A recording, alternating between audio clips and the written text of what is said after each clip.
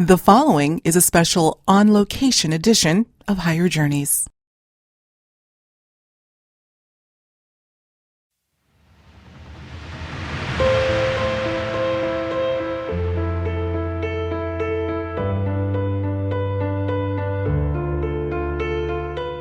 Regression therapist and ET contact researcher Mary Rodwell is digging deeper than ever these days when it comes to what she's learned about Starseed Children, their families, and most importantly, their amazing encounters. From space schools on ET craft to visits to underground bases, some of these kids have seen, heard, and experienced things that will no doubt stand you on your ear. In this discussion with Mary, filmed on location while in Watford, England, she shares some incredible stories based on true accounts from a family featured in her landmark book, The New Human. What you are about to hear may challenge your conventional ideas of reality or expand your understanding that many are indeed morphing into a new kind of human, and one that is inextricably linked to non-human intelligence.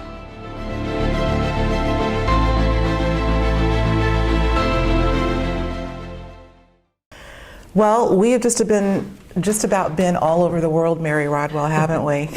Something like that, yes.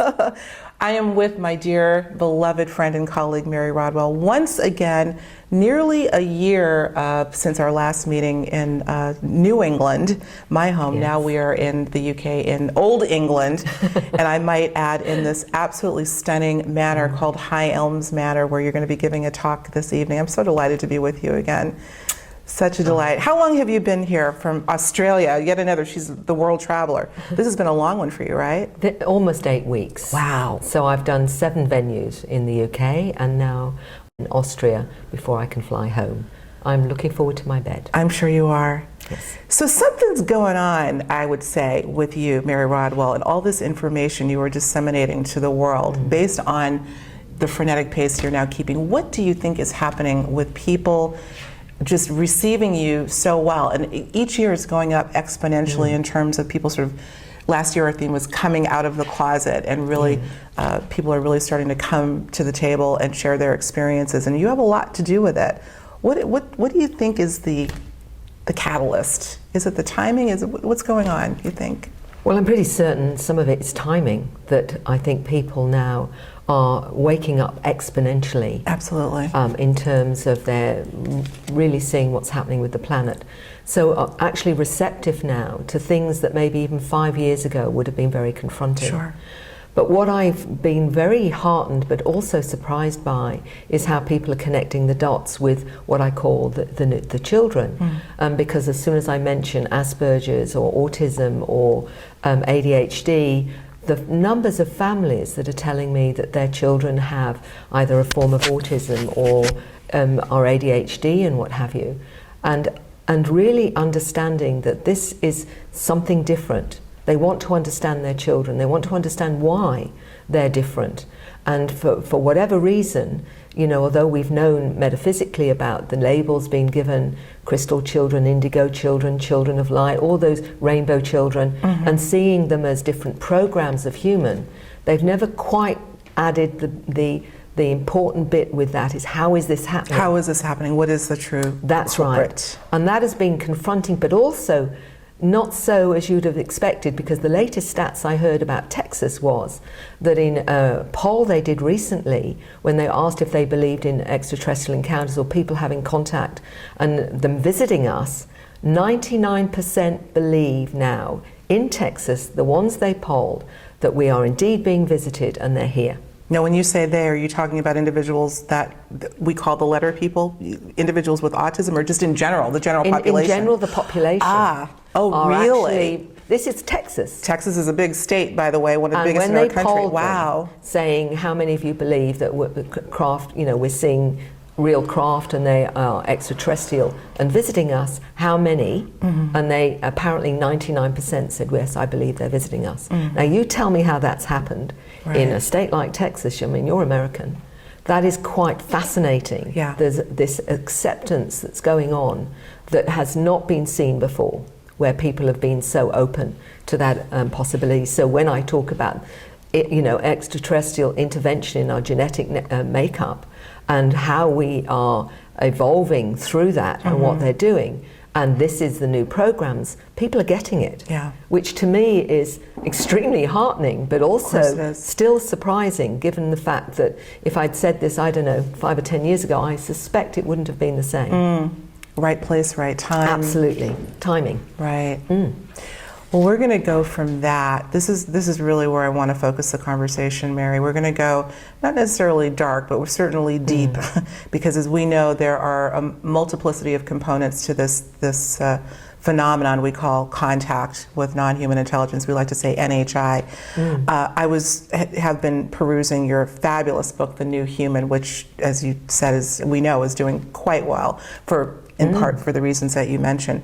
And I found Chapter 5 particularly intriguing. We've touched on this before. We're talking about what I like to call night school. It's been referred to as night school, space schools on Mars. The fact that many of these new children, new humans, are being taken off-world. In some cases, you had mentioned underground. We're going to talk about this sort of confluence of being taught by non-human intelligence as well as human intelligence in a covert way. But Chapter 5 is the chapter that really hones in on that idea. And I want to focus our conversation on a woman that you profile. You call her Amy in the book. I don't know that that's her real name. And her 3 children, Max, Clementine, and Fern, all of whom have had a multitude of paranormal experiences, including contact experiences. So let's get into that a little bit. Amy's story is intriguing, not short of any drama, including the presence of perhaps military involvement. So what can we start out talking about, Amy? Well, this is a theme that seems to go through many that are having encounters.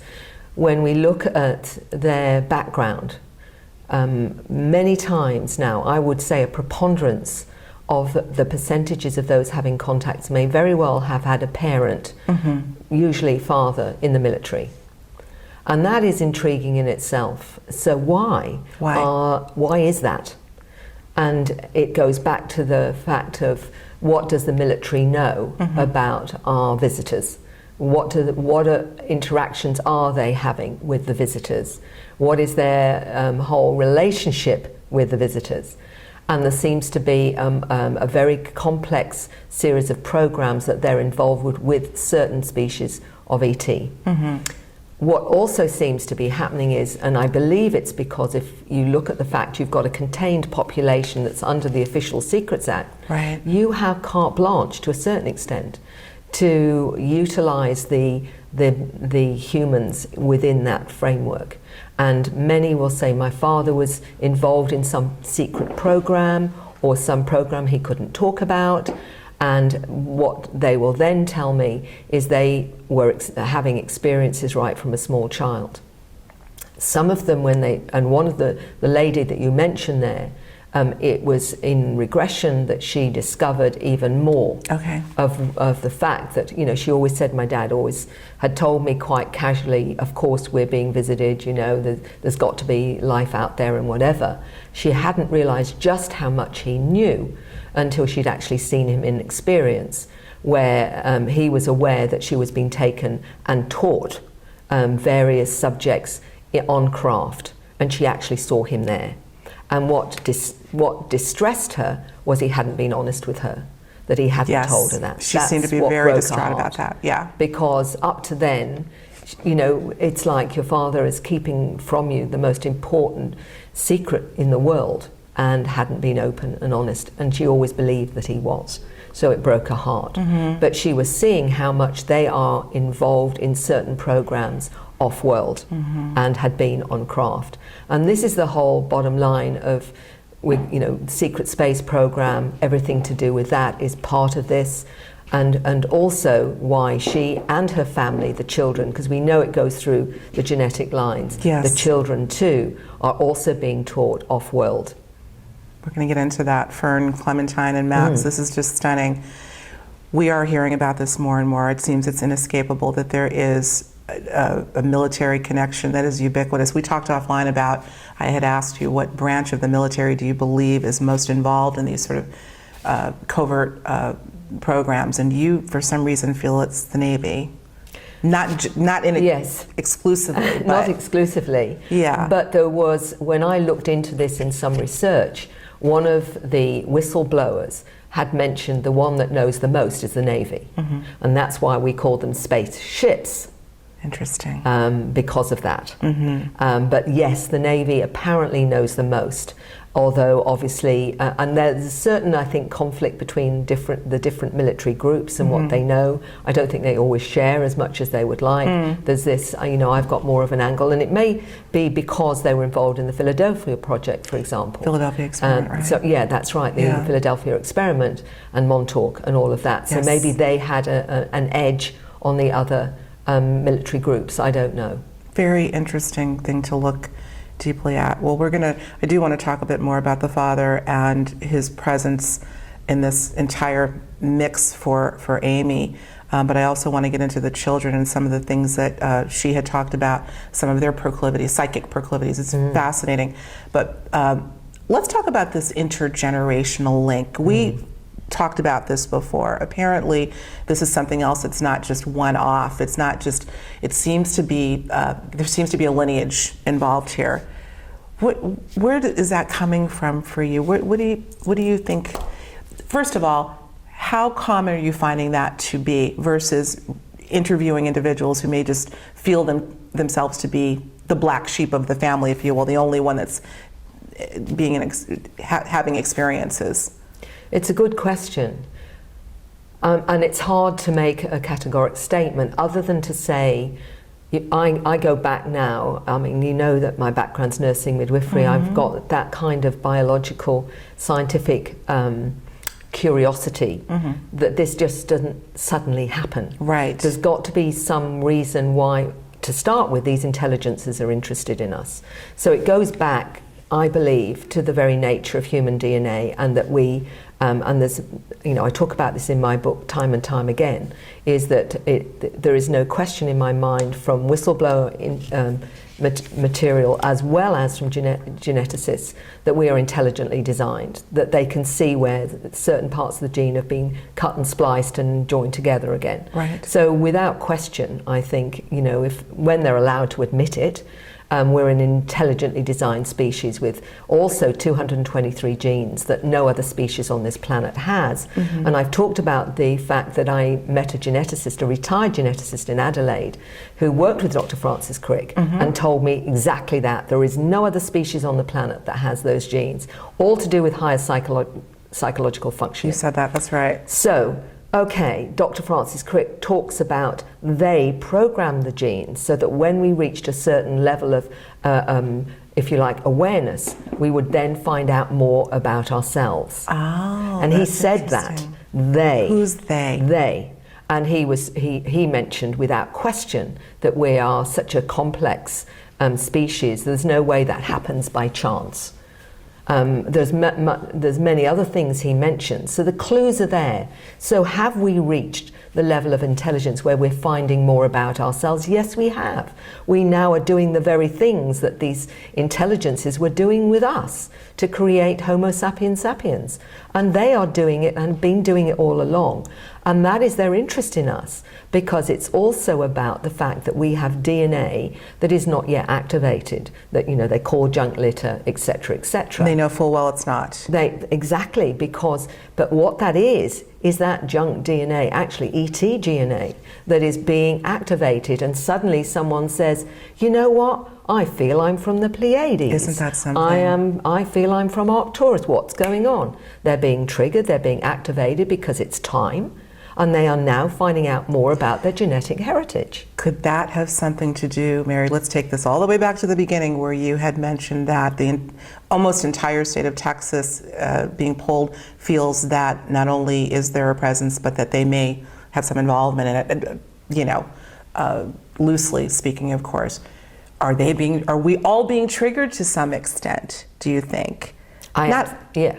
all of us, but a great deal of us. I think this is a consciousness shift that's going on this planet, and depending on your level of receptivity or acceptance or awareness depends on how much you're activated. So it's almost within us, we've all got that particular point where we are ready to be activated. When our consciousness reaches a certain level of receptivity, we get activated. And that's why you've got some that are still not ready to go there. Of course, still and many. Others that are, they almost overnight will change from being in a 3D materialistic world, and then without, sometimes they may just have seen a UFO that night before, not realizing that they're not just seeing a UFO, that in fact there may be a download of information, they may have even been picked up. And I will say to anyone who has had a sighting, did you feel differently afterwards? Mm-hmm. And they will say, well, actually, yes, I did. I don't want to eat meat anymore. And I found that, I don't really want to do my job anymore and whatever. And then when you look at it, you find out that actually they've been picked up. Because even though it may be a few minutes for them in Earth time, they could have been on the craft 2 hours and not known that. Absolutely. And then I'll send them the questionnaire, because they won't realize. And as they look through the questionnaire, they realize, oh my goodness, this seems to have been happening all my life, and I had no idea. Grant Cameron calls these individuals lifers. Yes. He feels fervently that if an individual recalls one experience, chances are they've been having experiences all of their lives, and perhaps the one experience that they're recalling is that moment of activation, that epiphany. That's right. I actually just posed that question to Richard Dolan, who we had on the show not so long ago. Do you believe that all experiencers may be lifers?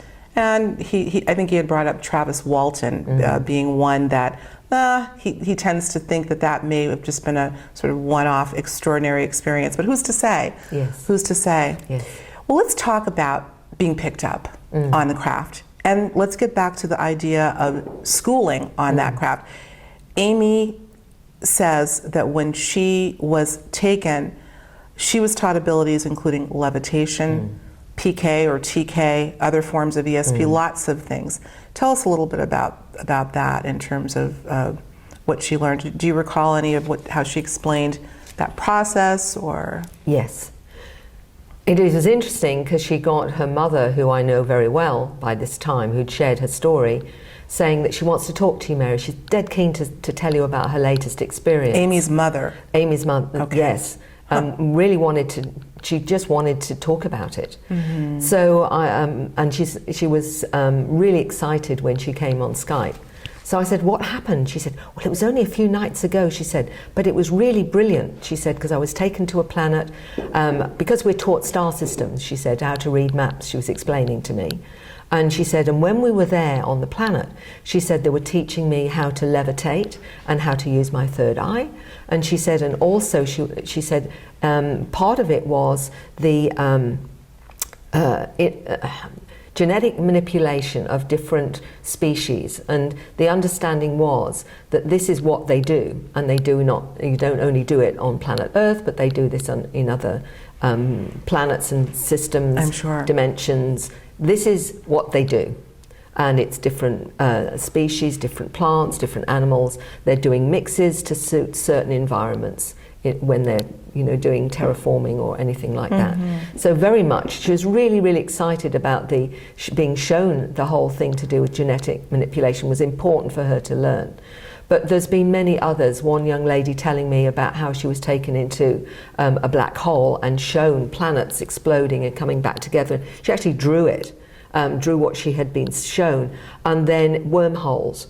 And in the wormhole, she was actually shown in real time dinosaurs, living dinosaurs and what have you. So again, this whole thing about time and understanding about time is just linear in our reality, but it is not. Everything is in a different way of understanding. Once we go multidimensional, there's no such thing as time. Right. We can access, and Whitley Strieber talked about this many years ago in Secret School, where he was shown his lifetimes all happening at the same time, simultaneously, fascinating going, concept. and he talked about that all those years ago, and I know he got a really hard time.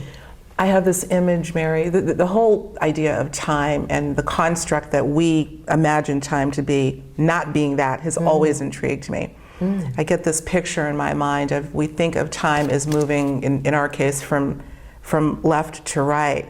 But as you're describing that, I'm almost seeing that time is stacked, but on a parallel, coexisting. The fact that we may be able, with the right conditions, and I was speaking with Steve Mera about magnetic anomalies perhaps being a conduit for opening up portals to be able to see into other, quote, lifetimes or other time periods. Can we see dinosaurs now with the right condition? It's just fascinating to me. So were these some of the things that Amy, this is the mother, were taught on the craft, and I suppose how to manipulate time or to see through to these other... No, that was her daughter wanted to speak to me with that. She was telling me about... Okay, so we're talking about Fern. It's a little confusing. We have Amy the mother, Fern, Clementine, and Max are the children. Yes, that's right. So Fern was talking about... Yes, that's right. How old, do you recall how old? Well, the experience was, I don't know whether she was 12 when she finally told me about that experience. Okay. I would need to go back to the chapter now but she's been having experiences all her life. This is the daughter. Yeah, the daughters, I mean both daughters. Interestingly, she was telling me also that when she's at school, one of the things that's, because they already know so much from what they're taught, our heritage, for example, the real state of how things work in physics.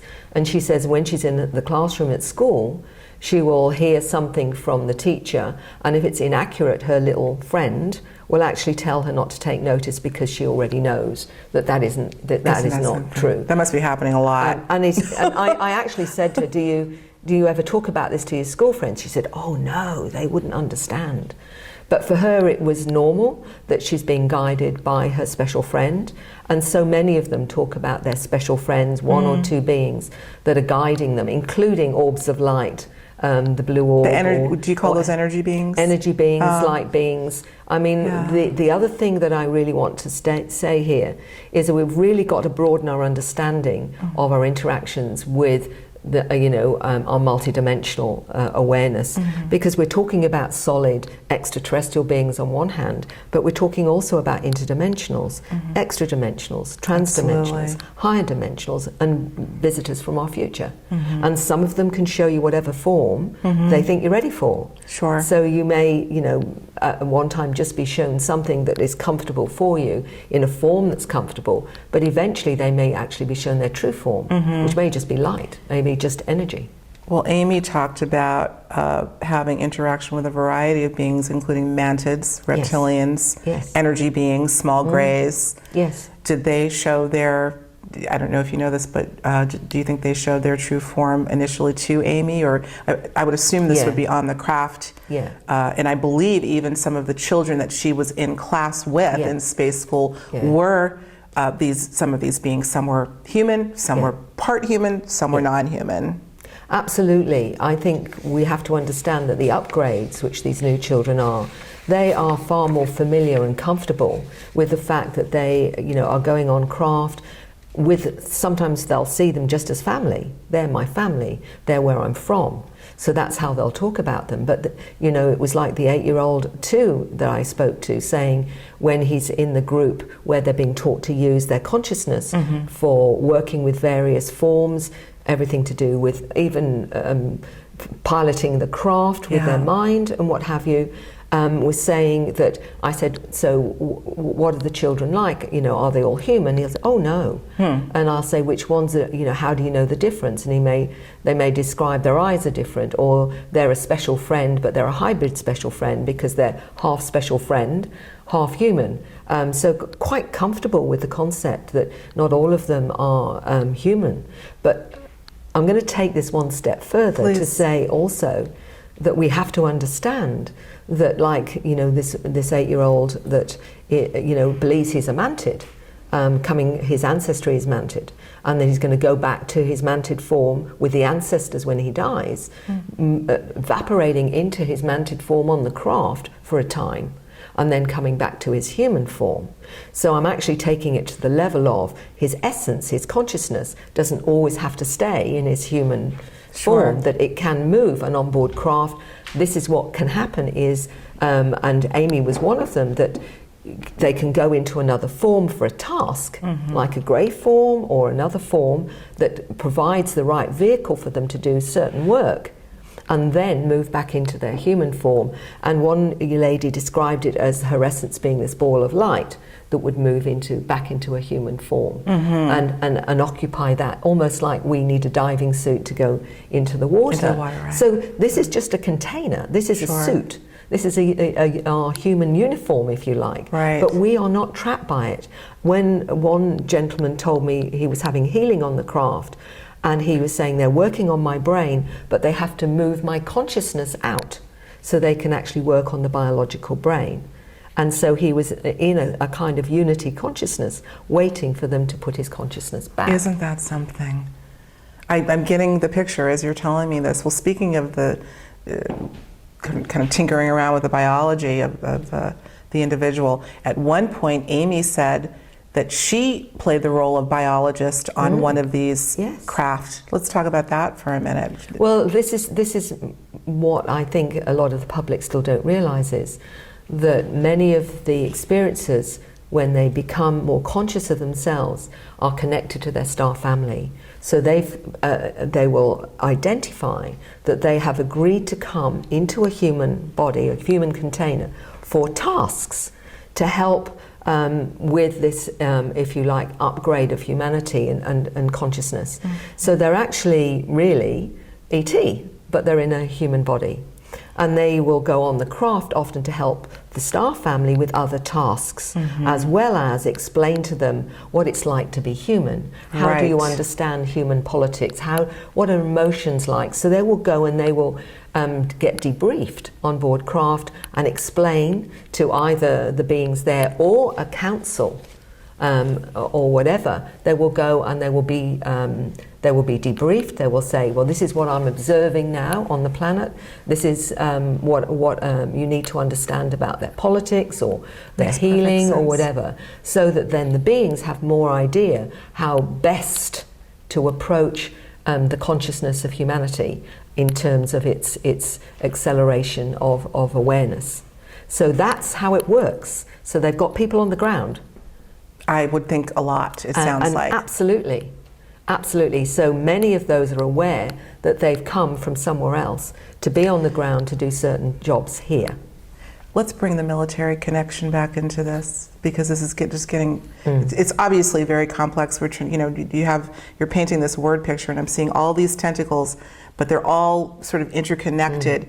Sure, there are factions that may be fighting against one another, but it sounds like there are a lot that are working in tandem with one another. And again, we want to be clear that although some of these experiences may come across as negative or somewhat dark, I think we can't paint it with that broad of a brush. There's a lot to be gleaned from what's happening here. But the military, we're talking about, I just wrote down the note, human bridges. It seems that there are a lot of people here undercover, under the cover of being human, that are reporting back to somewhere or someone else, and there's a constant exchange going on between the human or the individual, the intelligence that's under the guise of being human, reporting back to home base, if you will, with non-human intelligence. But now let's bring in the military and my labs. And now this is where we've got to be careful here, because it gets somewhat convoluted. Let's bring Amy back into this and her father, and the time that she was abducted, I guess you could say, or taken. I prefer not to use the word abducted, and saw her father on the craft. Yes. And I believe this is when she felt, she knew unequivocally that he was involved in all of this, and felt betrayed because she was lied to by her father. Yes. What do you recall of that whole piece of it in terms of the father? That was really the big issue, because she had said, why hadn't he been open and honest? Because I always believed him to be honest. I always believed him that he told me the truth. And yet this significant part of his being on the craft and being part of these programs was for her, shocking in every sense. So he already knew about all this, and I never knew about it. So for her to see that part of his involvement, not that perhaps she understood fully why or how he happened to be on the craft at the same time. So we do know that certain factions, if you like, within the government are extremely interested in what's going on. One of the reasons for my lab, one of the main reasons, and Helmut Lemmer talks about this in my labs in his book, is they want to know what the ETs are up to. They want to know what's happening, what happens on the craft, what's going on the craft with people, what are they learning, what are they understanding. In other words, all the data that will help them understand maybe agendas or programs. So part of the reason they abduct, and they have the technology same as the ETs to pick people up, and I know a lot of the public don't realize this, but they have the technology. So they can actually pick them up and take them and basically they'll drug them, they'll traumatize them, they'll do anything to get the information of what happens on the craft. What are you taught? What do you know? All those kinds of things. But they don't want them to know about that afterwards or to talk about it afterwards. Right. So a part of that will be traumatizing them to the point where they will never ever talk about. Who's going to believe that this is the military? And another part of making it real, and again this is going into the really complex stuff now, is there are such things as programmed life forms. And these are beings that have been created by our military from the actual tissue, that are not ET, but are ET in form, but are programmed by the military, and they will work as part of the abduction scenario, but they're not ET. They are programmed. We're talking about artificial intelligence, essentially, yes. Well, yeah, in a way that they've got the biological form because they're able to do that. Like the greys and I was going to say the little greys, or I think. And whatever. Yeah. And only recently I did a regression with a wonderful lady in the States, and she said, and they were trying, and she was in a really traumatized space where she's on a table, and they're showing this huge mantid and programming in her, this is evil, this is bad, this is evil, this is bad. And that was the first time she understood her fear, was from that, not from her real experiences. And people mix it up. They mix it up because they don't know. And so they will then be traumatized, and it's the mantid that has been programmed into them to fear. So this is really, very really complicated, complex. Yeah. I think so many of us that are interested in this field, Mary, are so tempted, again, to take a this or that approach to what is going on. Yes. I think we need to exercise some humility with this and say we just don't know. I think just about everything under the sun and then some is going on. We really have to take a step back, zoom out, and imagine that there's so many sort of cross intersection points. You know, again, I'm thinking about the father of Amy being on this craft, military involvement. Well, are they working in cahoots with non-human intelligence directly? Is this craft that she found herself on, seeing her father, was that man-made? All of these questions are up for grabs, right. I think. And I don't know. Was it an ET craft she was on? That's exactly right. And was he, in fact, on there via the military side of it, or was he also an experiencer that was on there because of his involvement with the visitors, or was it actually, you know, a combination of that with the military as well? Because again, the military have, you know, this wonderful vast store of people that they can call on, that are all under the Official Secrets Act, that they can use as almost their own plaything, because there's no way anyone is allowed to talk.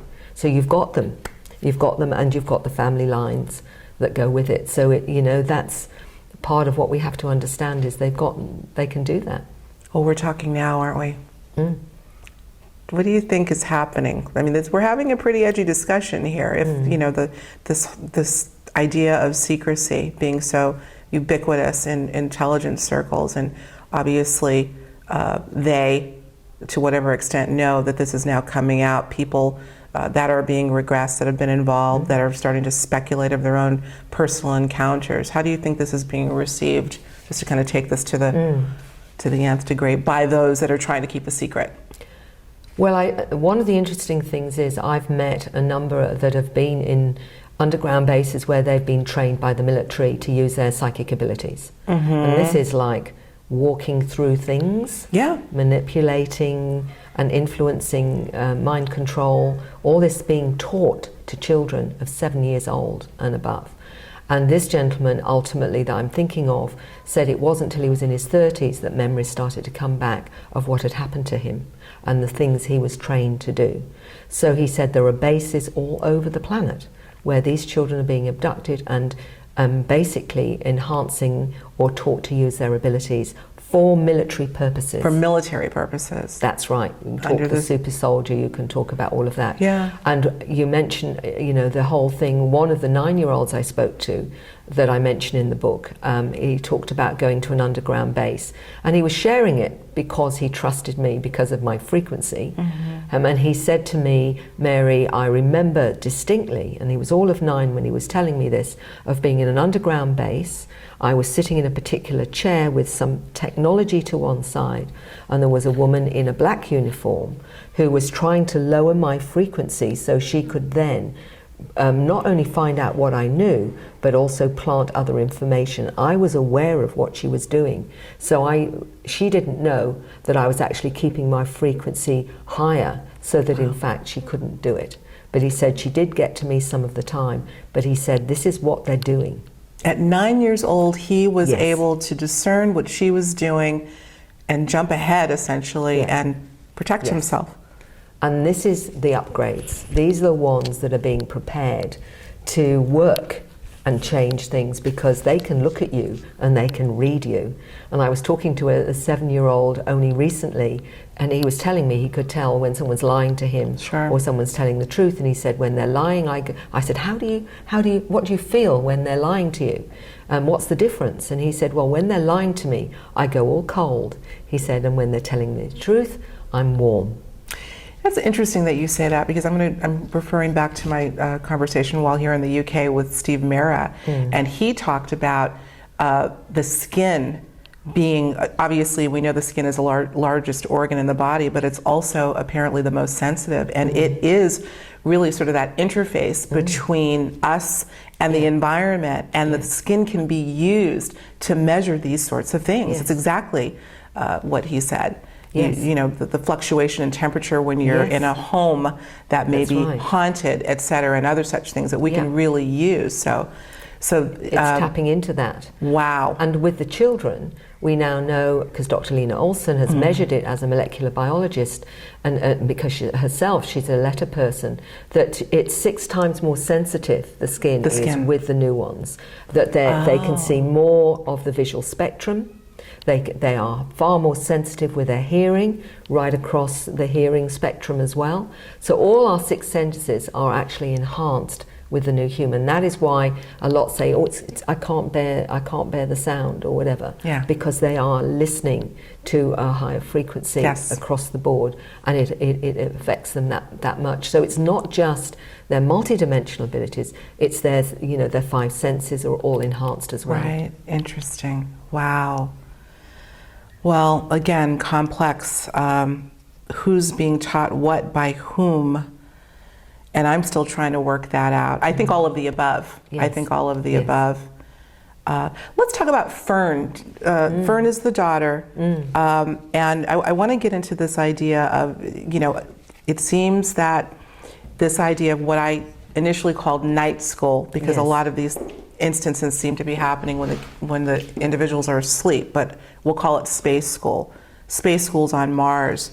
Fern talked about, this is the daughter of Amy, being taken to perhaps Mars to be taught. Do you recall any of that? I do, and she's not the only one that I write about. There's another one called Alice. That's right, we're going to get into Alice as well. That's right, where they've talked about being taken, some talk not just Mars and the Moon and other planets, but Mars particularly, because she saw the domes on Mars. And of course, there's the picture of Mars rover that's got the domes on Mars, but talking about beings under the surface of Mars as well. And being taken there by one of her special friends that's part hybrid, part human, and actually describing what they were being shown, and a mantid being which she draws, who doesn't say anything very much, but the grey, she says, chatter all the time. And that is what she was not only being shown things there, but she remembers a certain symbol.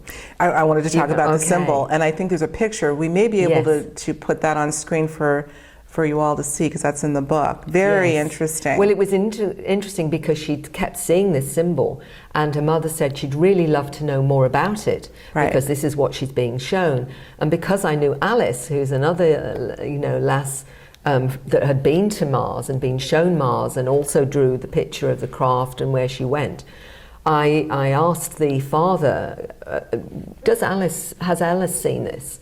And he didn't front load her, he didn't say where it came from or anything. And he said, have you ever seen this? And she goes, oh yes, I've been shown it, and I've seen it too, and it means this, and this. I can tell you what she said, and I'll quote. She believes that the symbol signified this is the non-humans, or the they, telling her, when you see the symbol, it means we found you, and we are tracking you, and we will continue to come get you. And then she says she felt that what it meant is that it's a signal that you've made contact, but there is a higher meaning. This is Alice, I believe, talking. Yes, that's right. And that resonated to Fern when I sent it back and said there's a young lady that like you, that's seen this as well. This is what she's saying. Fern said that's absolutely how she understood it. So we've got two young ladies, 187 and 18, that have been to Mars, that are both recognizing a certain symbol that they'd seen on the craft. And I found that very compelling. Again, we're going to put this symbol up, maybe flash it a couple of times. And I want to know from the audience, do you recognize this symbol? I have to tell you, when I saw it, I thought to myself, it sort of resonated. It'd be interesting to see how our audience feels about it. We found you and we're tracking you, and we will continue to come get you. That sounds a bit threatening to me.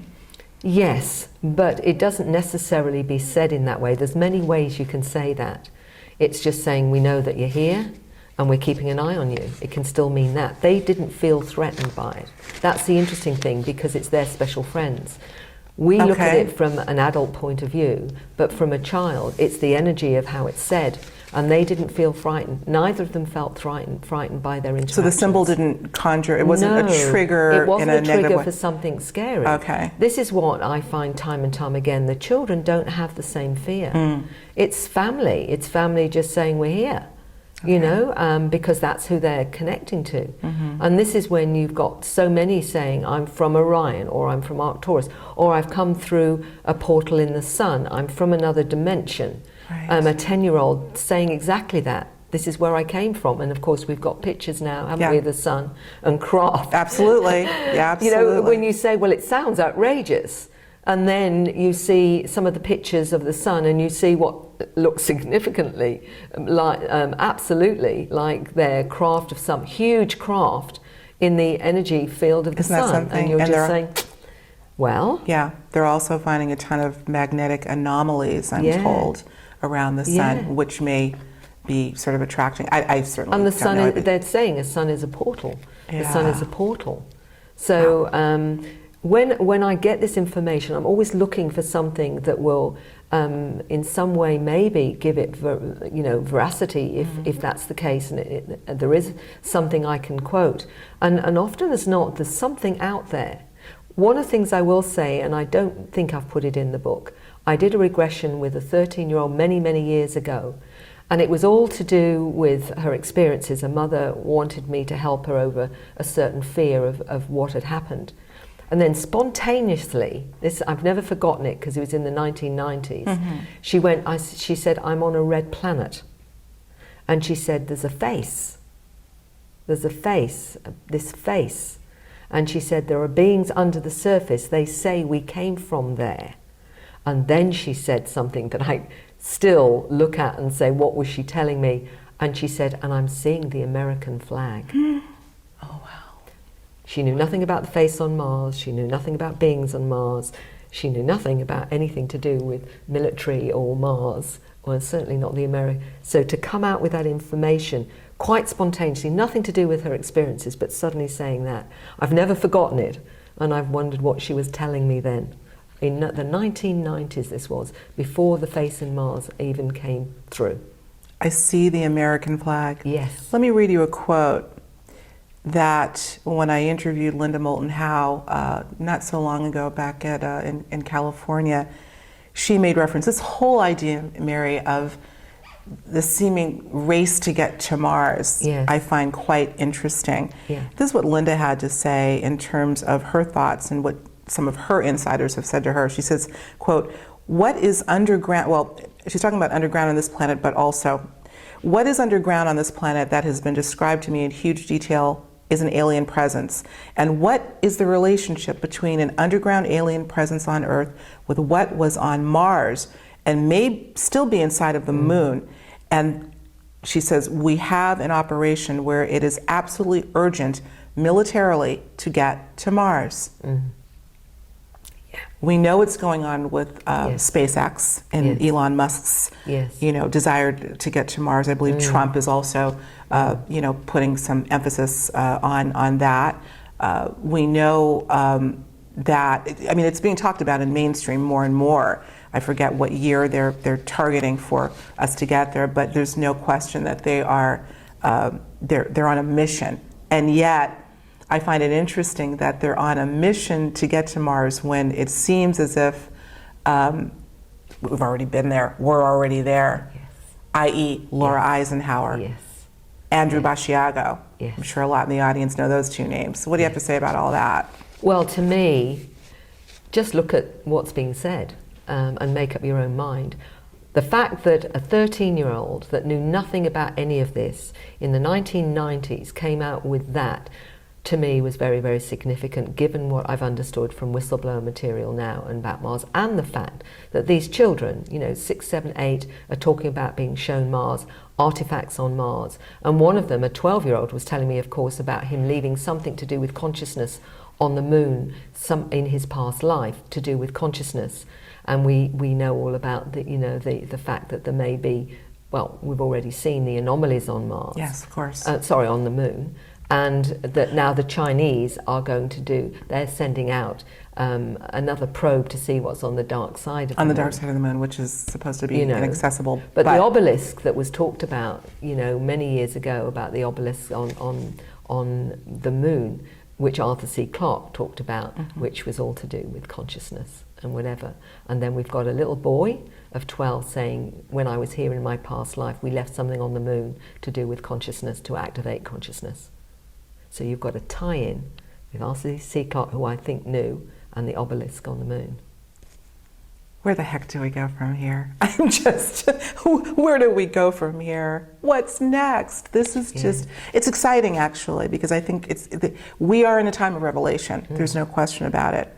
We are being activated. When I say we, again, it's not everyone, which I think is fine, but enough of Homo sapiens sapien is being activated, having these recollections, realizing state of Texas. I'd be interested to see even a broader footprint of, getting data, are acknowledging the extraterrestrial presence or the non-human presence, what I prefer to say. Something's happening right now. Are we almost on the other side of this, you think? I jolly well hope so. It seems like it's moving in slow motion. I think we are. So much everything is I'm getting from experiences is the sense of anticipation, the sense of urgency, that something's very close, something is ahead, and it's sooner rather than later. So I think it's watch this space. Dare we use that D word, disclosure? What did you think about the December of last year announcement and the glowing orbs and et cetera in the New York Times? We all know about that. What were your thoughts on that? Oh, well, it's all, I think the understanding within ufology is that this is a drip feed disclosure.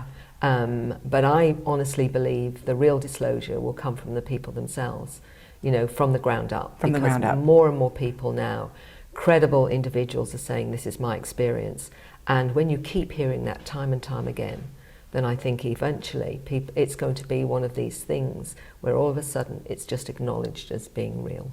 And that's, I think, closer than anyone realizes. Yeah, and you feel that coming from the ground up, coming from the mouths of the experiencers themselves, will reach enough of the human population so that there will be a collective understanding, or? I think it's a bit like the 100th monkey. Oh, yes. You know, that when we reach a certain level of consciousness, then it would just be accepted as the norm. Interesting. You know, so that's how I feel it's going to happen. And it's happening exponentially because I know the difference between 5 or 10 years ago and now, and I get... You're seeing it. I'm seeing it through all the emails that I'm getting. Credible people with a whole range of professions, from nurses, doctors, you know, lawyers, politicians, celebrities, you know, right across the board to housewives and children. This is what's going on. And you know, we talk about the new kids, and I've got educators getting in touch with me, clinical psychologists getting in touch with me, as well as parents saying, I know this is real, I'm seeing it in the children. Are you seeing more parents come forward? Absolutely, absolutely. That's and they're good. saying, how do I help my child? They're exhibiting all the things that you're mentioning. What do I need to do? And that was why, really, The New Human was written. Yeah. Well, The New Human has done a lot of people good, and I'm sure a lot more, and we're going to make sure we have a link so people know where to get it. Now, is this now, being published in other languages? Have you been looking into that, or have you been approached for that? Well, I have been approached. I mean, it's already in Hungarian. It is? Yes. Oh, fantastic. And it's AJ Javard in the UFO magazine in Brazil is translating into Portuguese. Oh, fantastic. That's great. I've just had Awakening it's almost it's translated into Spanish, Awakening. Hopefully The New Human will be in Spanish as well. And there's also the Chinese UFO fraternity that are looking at possibly translating The New Human into Chinese. So we'll wait and see. Wait and see. Yeah. There's a busy woman here, not to mention a little organization you're working with called Free. Tell us what's going on with Free. I'm very excited about what's happening with Free now. I am too. Because after 5 years and wonderful work by the directors of Free itself, there we've got a book that is really saying it beyond UFOs, and this is the consciousness, the science of consciousness with non-human intelligences. It's bringing everything together. Finally, we've got something, because with nuts and bolts, it was always about the tangible 3D side of what size is the craft, you know, etc., etc. The mechanics, The mechanics. 25% of it is that. 75% of it is the multidimensional relationship we have with these beings. And this is what we're now tackling. It's never been done before, as you know, with over 4,200 people, 100 countries, 5 languages, and it's actually showing exactly what's going on for people after contact. And when you look at, is this real, you don't necessarily need a piece of the craft. What you need is to see, does that experience change people? Right. And that's what across the board, that's what you're saying. Across the board, people are changed forever after their experiences. Agreed. And that is your evidence of a reality. There you go. We're in the midst of getting on the other side of it. And Mary Rodwell is an individual that is doing extraordinary work on behalf of that effort. Always appreciate you. How many times have you been on the show? This is a regular. And it's always just a treat. I absolutely love you for what you're doing, and I know a lot of other people do too. So thank you, Mary Rodwell. It's a pleasure. Thank you. We'll talk to you soon. Take care.